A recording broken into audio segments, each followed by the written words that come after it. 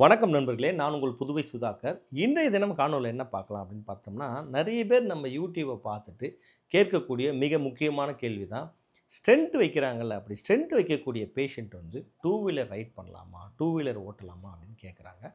இருசக்கரங்கள் ஓட்டுவதற்கு stent வைக்கிறதுனால ஏதாவது தடைகள் இருக்குதா? அப்படின்றத பற்றி தான் பார்க்க போகிறோம். நம்ம சேனலில் நிறைய வீடியோ இருக்குது. ஹார்ட் சம்மந்தமான, இன்வெஸ்டிகேஷன் சம்மந்தமான நிறைய பிளட் டெஸ்ட்டை பற்றின வீடியோக்கள்லாம் நிறைய இருக்குது. தொடர்ந்து பாருங்கள், உங்கள் நண்பர்களுக்கும் ஷேர் பண்ணுங்கள்.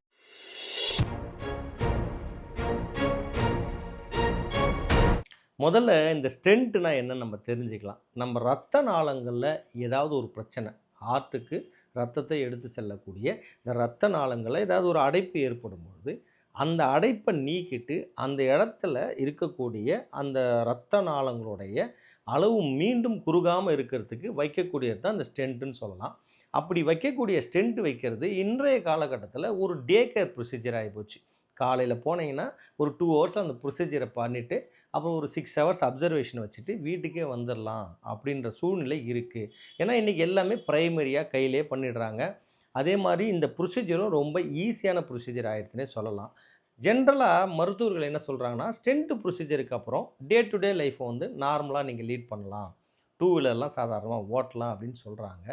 இருந்தால் கூட ரொம்ப முக்கியமான விஷயம் என்னென்னா, உங்களுடைய ஸ்டென்ட்டோடைய சைஸு எவ்வளோ பெரிய ஸ்டென்ட் வச்சுருக்காங்க, ஸ்டென்ட் இருக்கக்கூடிய இடம்.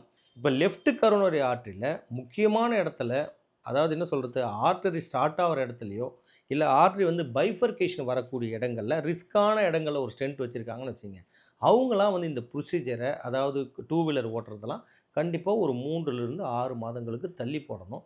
அதுக்கப்புறம் டாக்டரோடைய அட்வைஸ் இல்லாமல் கண்டிப்பாக ஓட்டக்கூடாது, வெயிட் தூக்கக்கூடாது, பல்வேறு விஷயங்களை நம்ம சொல்கிறோம். யார் யாருக்கெல்லாம் இது முக்கியமானது அப்படின்னு பார்த்தோம்னா, இந்த மாதிரி ஸ்டென்ட்டோட சைஸ் வந்து என்ன சைஸில் இருக்குது, ஒரு பெரிய சைஸ் ஸ்டென்ட் போட்டிருக்காங்க, ரிஸ்க்லே இருக்காங்கன்னா, நம்ம அதனால தான் என்ன பண்ணுறோன்னா, ஆன்டி கோயாகுலன்ட் டேப்லெட்ஸ் எல்லாம் கொடுக்குறோம். ரத்தம் வந்து அடர்த்தி குறைந்து வச்சுப்பாங்க. அதாவது எப்படின்னா, ரத்தம் வந்து தண்ணியாகவே இருக்கும். சின்னதாக அடிபட்டால் கூட ப்ளீட் ஆகிறதுக்கான வாய்ப்புகள் இருக்குது.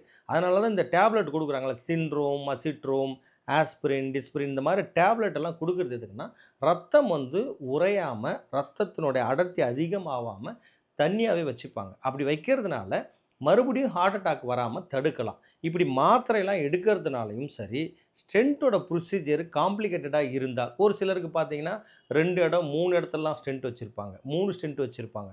அப்படி வைக்கக்கூடிய சூழ்நிலையில் கண்டிப்பாக டூ வீலர் ஓட்டுறதை அவாய்ட் பண்ணணுன்னே சொல்லலாம். அப்போ எப்படி தான் டிசைட் பண்ணுறது அப்படின்னு பார்த்தோம்னா, உங்களோட மருத்துவரை போய் பாருங்கள். உங்களோட பர்டிகுலரான ஆஞ்சியோகிராஃபில் ரிஸ்க்கான இடத்துல ஏதாவது ஸ்டென்ட் வச்சுருந்தா, இல்லை ஸ்டென்ட் வந்து 2, 3 ஸ்டென்ட் வச்சுருந்தா, அதில் ஏதாவது ஒரு ரிஸ்க் இருந்ததுன்னா கொஞ்சம் தள்ளி போடுங்க. மருத்துவர் எப்போ அட்வைஸ் பண்ணுறாரோ அதுக்கப்புறம் டூ வீலர் ஓட்டுங்கன்னே சொல்லலாம். இல்லை ஒரு சாதாரண இடத்துல தான் ஒரே ஒரு ஸ்டென்ட் வச்சுருக்காங்க, சிங்கிள் வெசல் டிசீஸு, ஒரே இடத்துல ஸ்டென்ட் வச்சுருக்காங்கன்னா, கண்டிப்பாக மருத்துவர் வந்து உங்களோட ரொட்டீன் லைஃப்பில் நீங்கள் டூ வீலர்லாம் ஓட்டலான்னு சொல்லுவாங்க.